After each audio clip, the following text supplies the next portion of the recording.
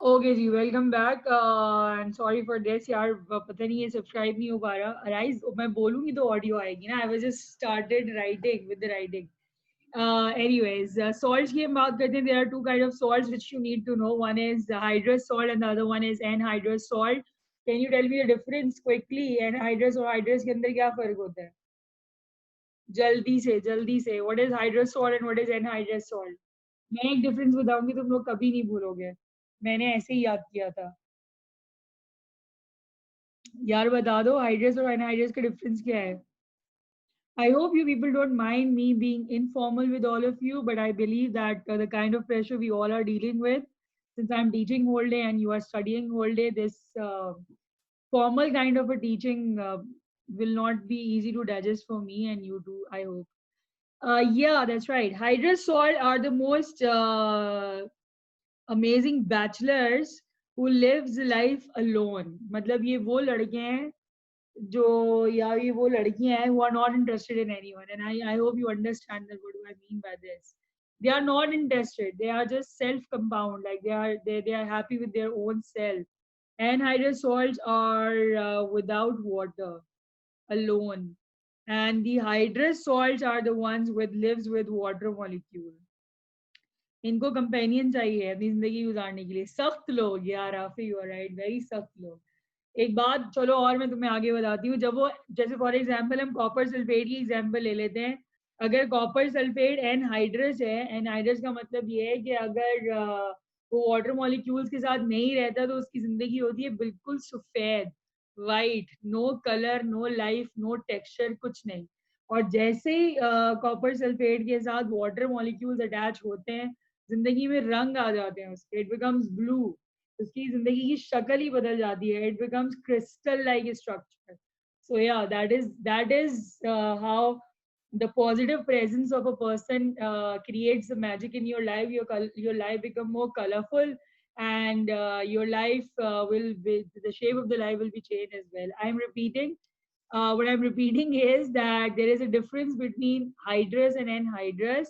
Anhydrous are the ones without water molecules, and they are white in color, and they are powdered form, colorless life, no life. And the moment copper sulfate will get linked with water, means it will have water molecules. There will be a beautiful blue color in the life, and the shape of the life or the trend of the life changes to a crystal shape. So yeah, if you got a partner like water, very positive, very neutral, and that keeps you calm and composed, and there will be a color in your life as well.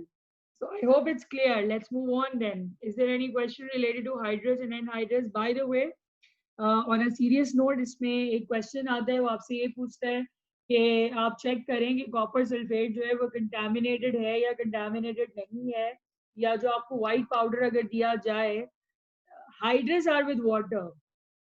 अगर आपको एक compound, मतलब आपके पास compound दिया जाए and if you have to check कि ये copper sulphate है या नहीं है, तो कॉपर, फॉर एग्जाम्पल मैं इसको इस तरह से समझाती हूँ. If you have been given with a powdered white salt, ठीक है, and if you have to check whether it's copper sulphate और नॉट, तो इसमें क्या ऐड कर दो, इसमें वाटर ऐड कर दो. द मोमेंट तुम इसके अंदर वाटर ऐड करोगे, अगर ये कॉपर सल्फेट हुआ, तो इसका कलर जो है वो व्हाइट से किसके अंदर चेंज हो जाएगा, ब्लू के अंदर चेंज हो जाएगा.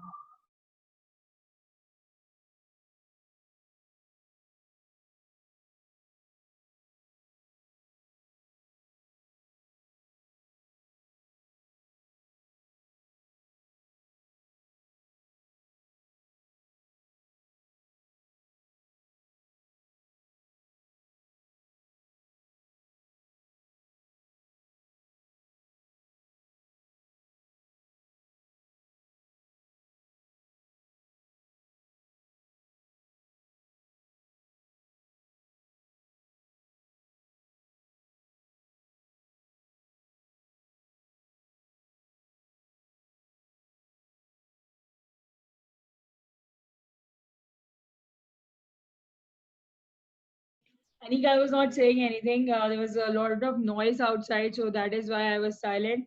अगर आपके पास कॉपर सल्फेट है, दिस इज एनहाइड्रस, और if it is with water molecule then it will be hydrous. अगर आपके पास है मैग्नीशियम सल्फेट, तो मैग्नीशियम सल्फेट इज एनहाइड्रस. लेकिन अगर मैग्नीशियम सल्फेट के अंदर ऐड हो जाते हैं 7 molecules of water, then it will be hydrous. अगर आपके पास है sodium carbonate, it is anhydrous. लेकिन अगर सोडियम कार्बोनेट के अंदर ऐड हो जाते हैं 10 molecules of water, then it will be hydrous. और फॉर एग्जाम्पल जिंक सल्फेट है, इट इज एनहाइड्रस बिकॉज इसके अंदर कोई वाटर नहीं है. और अगर इसके अंदर ऐड हो जाते हैं water molecules with 7H2O, then it will be hydrous. So yeah, this is the difference between hydrous and anhydrous salts. अब हम आ जाते हैं method of preparing salts के ऊपर. मेथड ऑफ प्रिपेयरिंग सॉल्ट, ये मैंने पहले भी करवाया था लेकिन मैं एक दफ़ा दोबारा इसको करवा रही हूँ. मेथड ऑफ प्रिपेयरिंग सॉल्ट, अगर आपके पास कोई सॉल्ट आया है फॉर एग्जांपल, तो सॉल्ट के आने पे सबसे पहले आपको क्या चीज़ चेक करनी होती है, you have to check that either salt is soluble और नॉट. तो उसके लिए हम सॉल्ट को क्या करते हैं, हम डिजोल्व करते हैं वाटर में. आपके पास दो चॉइसेस आ सकते हैं कि या तो वो जो है वाटर के अंदर नॉट सॉल्युबल आएगा, ठीक है, और उसकी या तो वो वाटर के अंदर सॉल्युबल आएगा. समटाइम्स वो क्वेश्चन में कहता है कि एक्वस सॉल्यूशन है, एक्वस सॉल्यूशन ऑफ सॉल्ट है. अगर एक्वस सॉल्यूशन ऑफ सॉल्ट है तो इसका मतलब है कि वो वाटर के अंदर सॉल्युबल है. और अगर उसने हमें नहीं दिया है कि आप सॉल्ट प्रिपेयर कर रहे हैं, या फिर उसने हमें कोई क्वेश्चन किया है, तो आपको एटलीस्ट पता होना चाहिए कि whatever the salt is given to you, either it is soluble in water or not soluble in water. अगर नॉट सॉल्युबल इन वाटर आएगा तो जो आप सॉल्ट प्रिपरेशन मेथड इस्तेमाल करेंगे, वो सॉल्ट प्रिपरेशन मेथड क्या होगा, प्रेसिपिटेशन. ठीक है.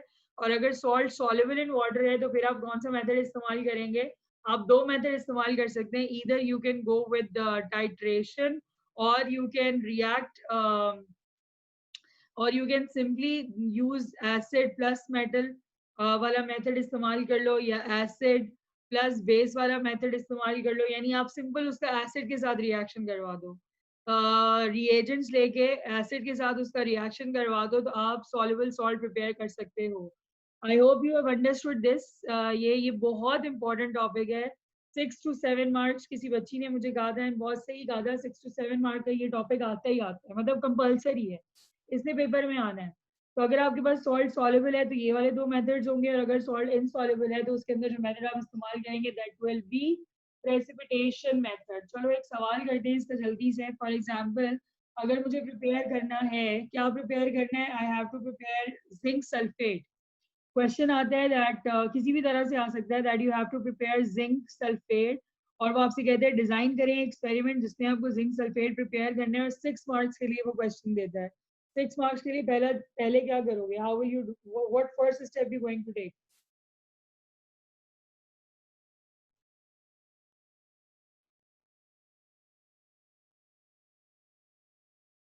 6 मार्क्स पूरे करने हैं, जल्दी से बताओ स्टेप्स कौन कौन से लोगे इसके अंदर.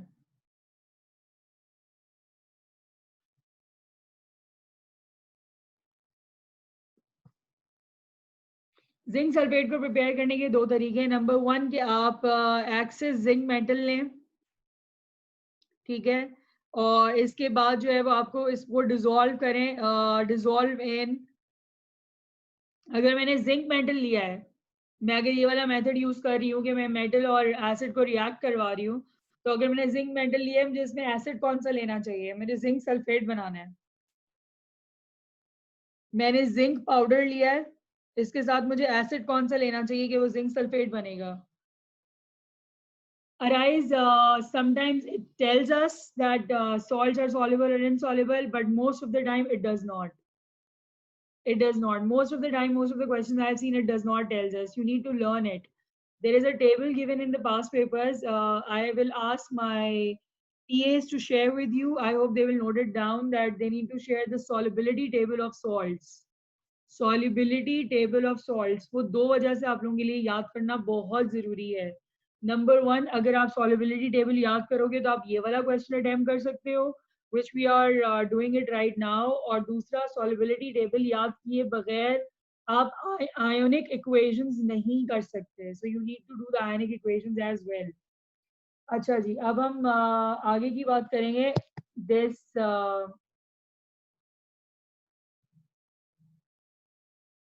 just give me a minute. I need to Okay. I was just trying to save the recording of today's lecture that should be uploaded. Okay. आगे बढ़ते हैं जी. So yeah, somebody have said it and dissolve in या जो salt आपने लिया है वो definitely सही लिया है H2SO4. ज़ाहिर है जिंक सल्फेट का मतलब है मुझे ZnSO4 बनाना है, तो अगर मैंने जिंक ले लिया है तो उसके साथ SO4 मुझे कहाँ से मिलेगा? वो सल्फ्यूरिक एसिड से मुझे उसका SO4 मिल जाएगा. अच्छा, what would be the third? मैंने ले लिया acid excess zinc sulphate metal ले लिया, उसको डिसॉल्व कर लिया H2SO4 के अंदर. ये थर्ड मार्क्स के लिए मैं क्या करूंगी? उसको स्टिर भी कर लिया. यहाँ पे मैंने स्टिर कर लिया है. What will be the next third mark? उसके लिए मुझे क्या करना चाहिए?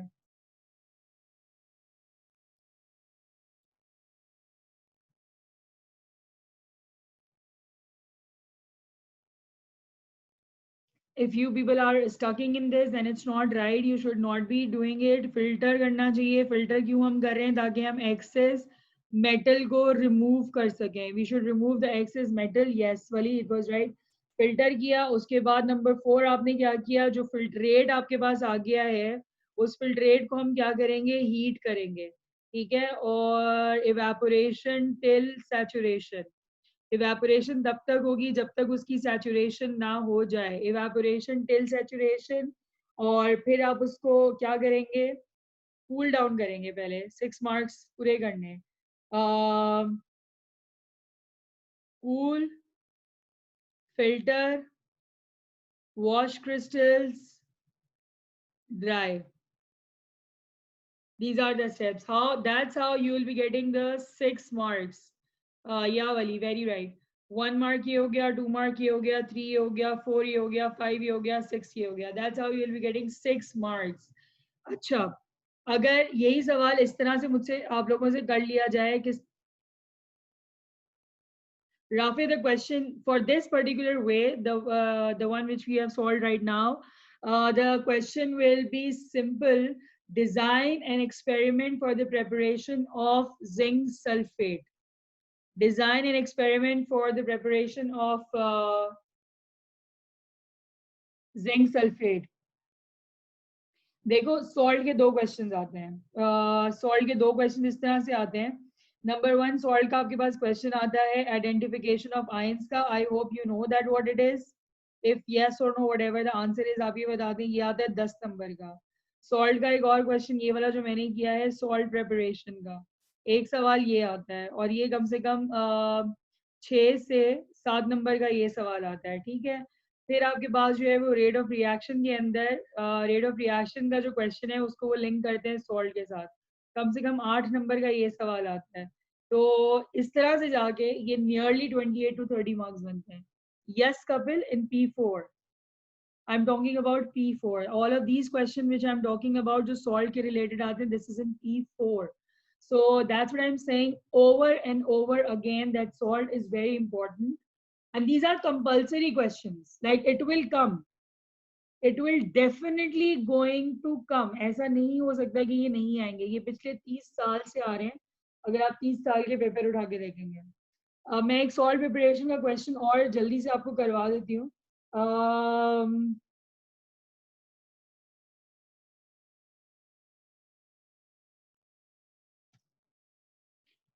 Design an experiment. फिर मैं आइडेंटिफिकेशन बता देती हूँ. यस, राफे वो टेबल आता है. Design an experiment to prepare sodium nitrate. अब समटाइम्स वो आपको नीचे कुछ क्वेश्चंस देता है. क्वेश्चंस क्या देता है?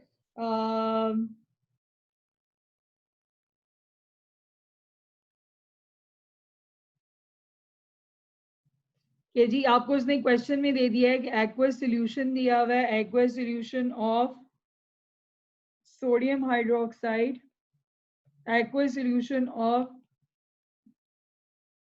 nitric acid. क्या करेंगे आप? What? How will you prepare it for 6 marks? ये क्वेश्चन आता ही आता है 6 मार्क्स के लिए. How will you prepare it?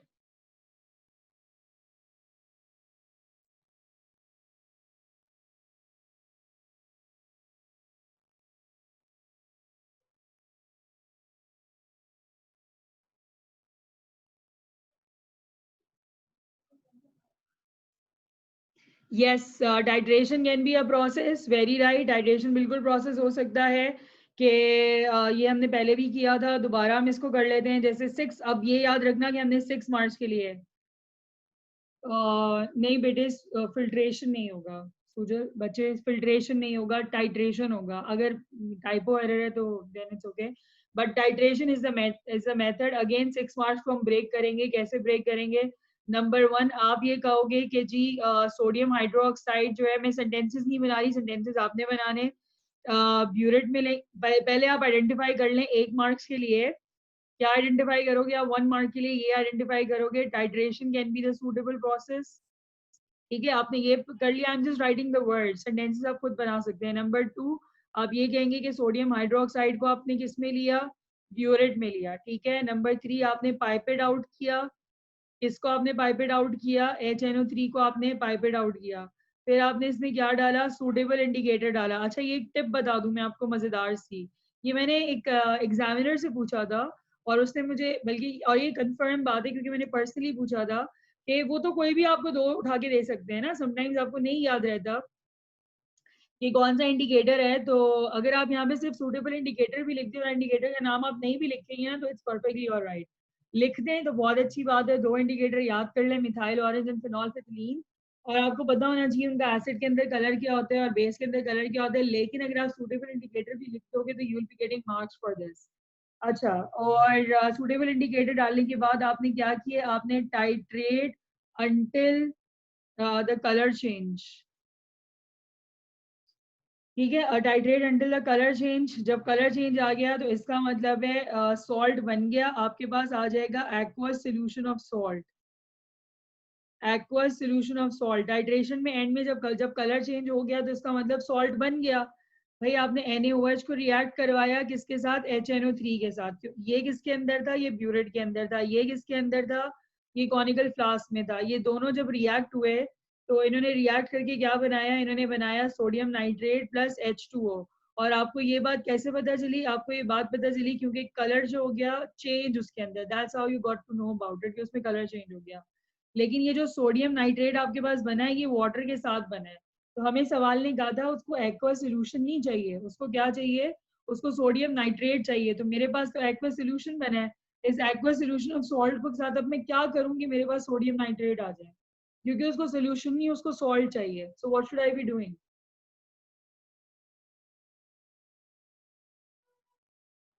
Very good.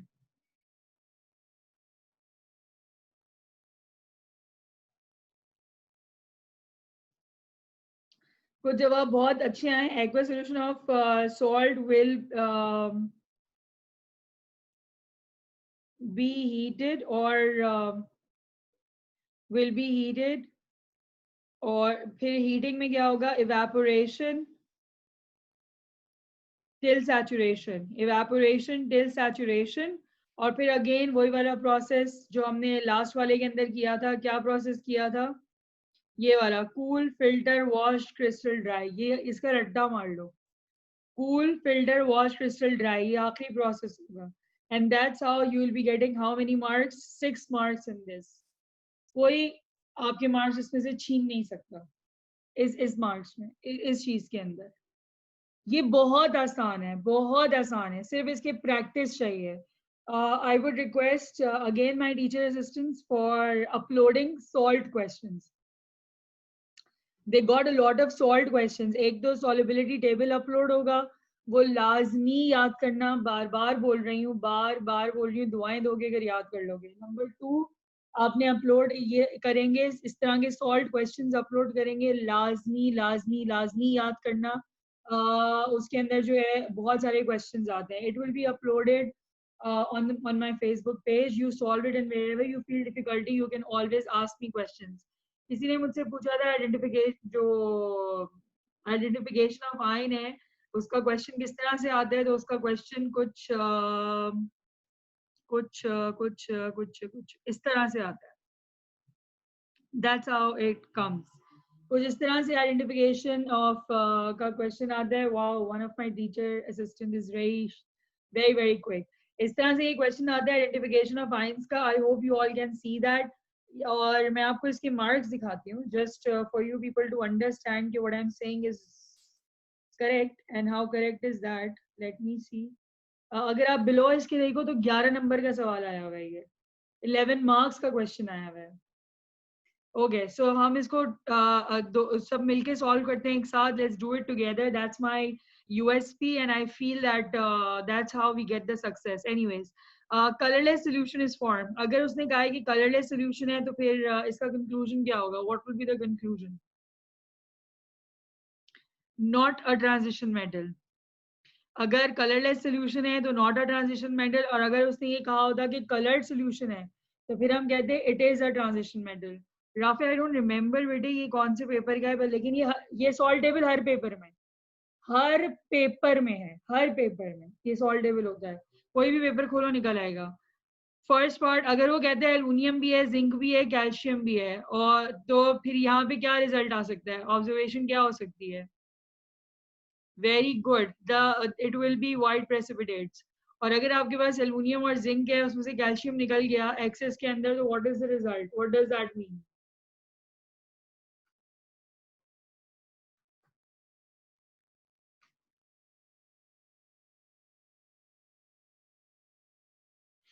Very good. अगर उसने कैल्शियम को इसमें से बाहर निकाल दिया है तो कैल्शियम के बाहर निकालने का मतलब ये है कि प्रेसिपिटेट इनसॉल्युबल थे, इसलिए कैल्शियम बाहर निकल गया और एल्युमिनियम और जिंक बच गया.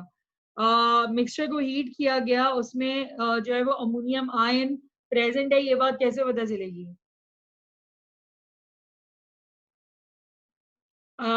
उस अमोनियम आयन उसमें प्रेजेंट है, ये बात कैसे पता चलेगी? Very good. Ammonia gas. और अमोनिया गैस की प्रेजेंस को कैसे कंफर्म करोगे? How will you confirm the presence of ammonia gas?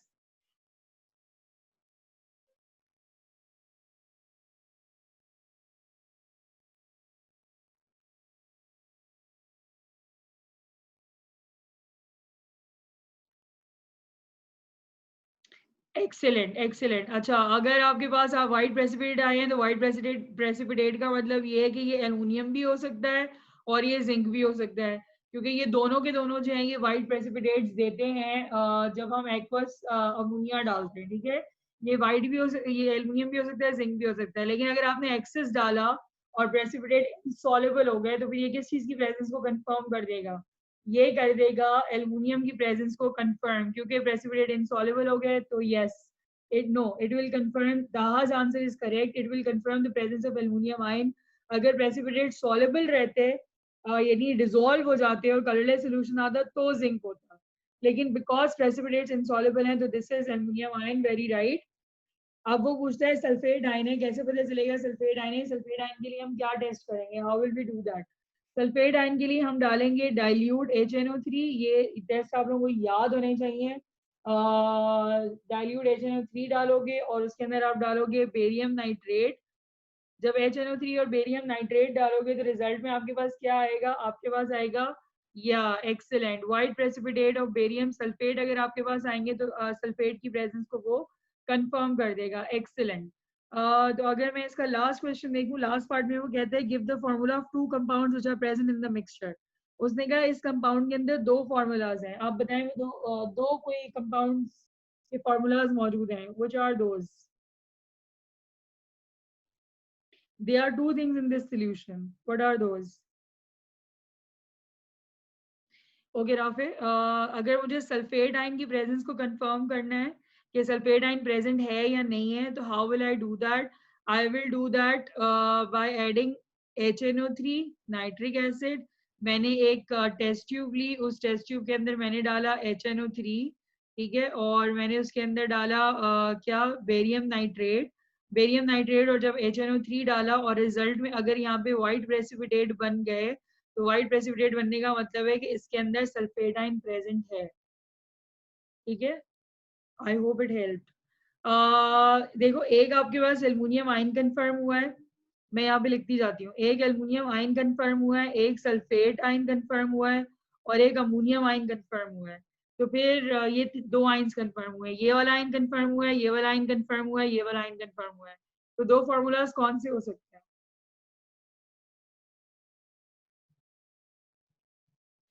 Aluminium sulphate Al2SO4O3 और सेकेंड जो है वो आपके पास हो सकता है ammonium sulphate. Ammonium sulfate and aluminum sulfate, these are the two things which can be present in this solution. I hope you got the answers. If you have any question, you can ask me.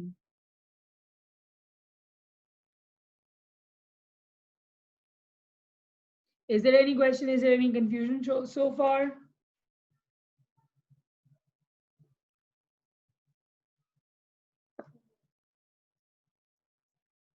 How did we conclude what? Rafe, quickly, sorry, Taha, how did we conclude that? Okay, so मेरे पास दो ions थे. जब आपके पास अगर आपसे ये पूछा जाए, मैं ये दोबारा एक्सप्लेन कर रही हूँ, अगर आपसे ये पूछा जाए क्या कि सल्फेट आयन प्रेजेंट है या नहीं है, सवाल ये है सल्फेट आयन प्रेजेंट है या नहीं है, ठीक है. तो सल्फेट आयन की प्रेजेंस को कंफर्म करने के लिए आप एक टेस्ट ट्यूब लेंगे, उस टेस्ट ट्यूब के अंदर आप डालेंगे HNO3 और उस टेस्ट ट्यूब के अंदर आप डालेंगे बेरियम नाइट्रेट. आपने उस टेस्ट ट्यूब में डाला HNO3 और उसमें आपने डाला बेरियम नाइट्रेट. अगर ये जो भी सोल्यूशन है उस सोल्यूशन में अगर सल्फेट है तो आपको क्या रिजल्ट में मिलेगा, आपके पास रिजल्ट क्या आएगा, आपको रिजल्ट में नजर आएंगे व्हाइट प्रेसिपिटेट. अगर सल्फेट प्रेजेंट है तो, और वो व्हाइट प्रेसिपिटेट किसके होंगे, वो व्हाइट प्रेसिपिटेट होंगे barium sulphate. Is this clear now?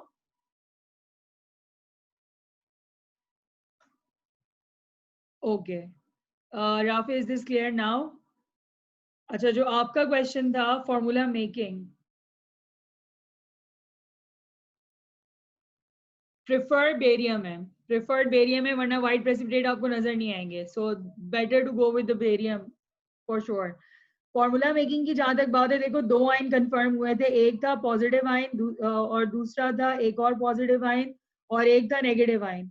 और उसने कहा था कि दो फॉर्मूलाज हैं इसके अंदर कोई भी, तो एक पॉजिटिव इस नेगेटिव के साथ अटैच हुआ होगा, दूसरा पॉजिटिव इसके साथ अटैच हुआ होगा. इसका मतलब है सल्फेट तो दोनों में कॉमन ही है. अगर एल्युमिनियम सल्फेट बनाना होगा तो इसकी वैलेंसी इसके साथ आती है, इसकी वैलेंसी इसके साथ आती है, तो ये फॉर्मूला क्या हो जाएगा, एल्युमिनियम और सल्फेट का 2 इसके साथ आ गया, और यहाँ पे सल्फेट और एल्युमिनियम का 3 जाके इसके साथ अटैच हो जाएगा. That's how it become aluminium sulphate. And second जो है वो जब अमोनियम इसके साथ अमोनियम आयन के साथ बनाएगा तो ये हो गया, और फिर उसके बाद ये हो गया. अब इसका जो है वो +1 है, तो और ये यहाँ पे है -2, ये इसके साथ आ जाएगा. मैंने यहाँ पे NH4 लिखा, इसके साथ 2 लिखा और सल्फेट लिख दिया. अब सिंस इसके ऊपर कोई +1 है तो +1 नहीं लिखा जाता. So that's how it become two formulas, aluminium sulphate and ammonium sulphate. I hope this formula making helped.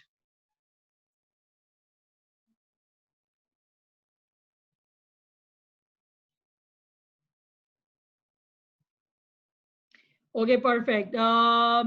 Aisha, tomorrow will be the last class of ATP. That will be moles. So moles ke baad, inshallah ta'ala, I'll be doing ionic equations and chemical reactions. So stay tuned. This was all about salts. I hope that this will help you out. You will be getting questions. The only way you can do well in chemistry or in ATP is to practice. So please practice.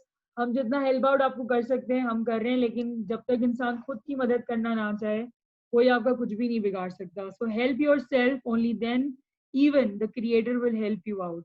Take very good care of yourself. See you tomorrow or day after tomorrow. Bye everyone.